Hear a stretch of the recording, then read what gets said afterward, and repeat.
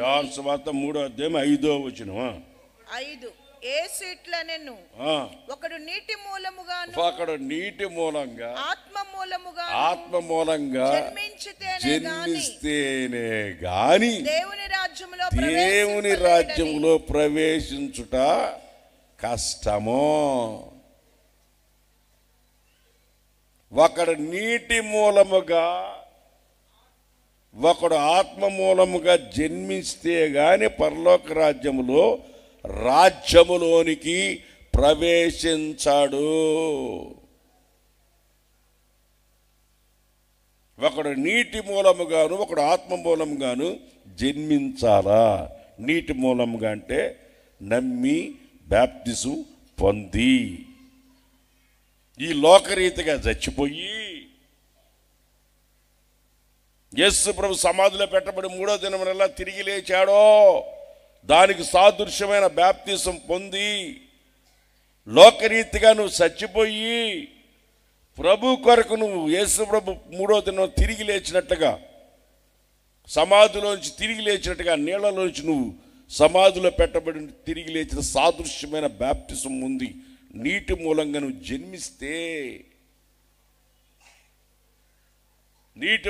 జన్మిస్తే మారు మనసు పొంది బాప్తిసం పొందితే రక్షించబడితే నీటి మూలంగా ఆత్మ మూలంగా నువ్వు జన్మిస్తే వాడు పరలోక రాజ్యంలో మరి చదువు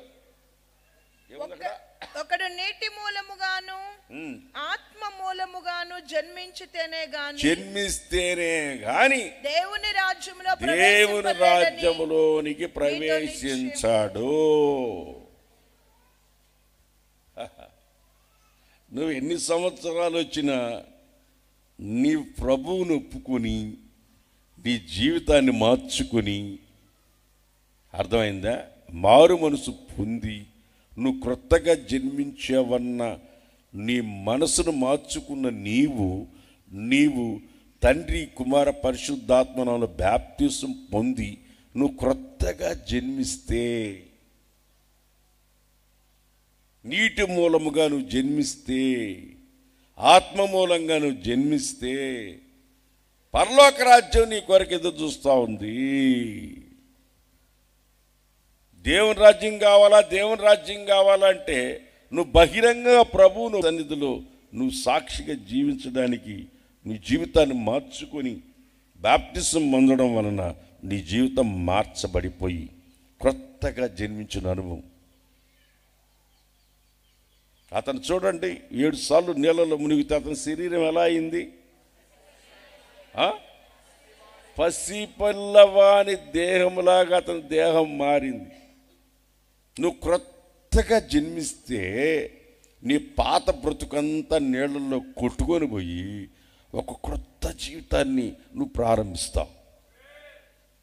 నీకు ఎక్కడ లేని ఒక ఆనందం, నీ పాపాలన్నీ పరిహరించబడ్డాయని, రక్తంతో కడగబడ్డాయని,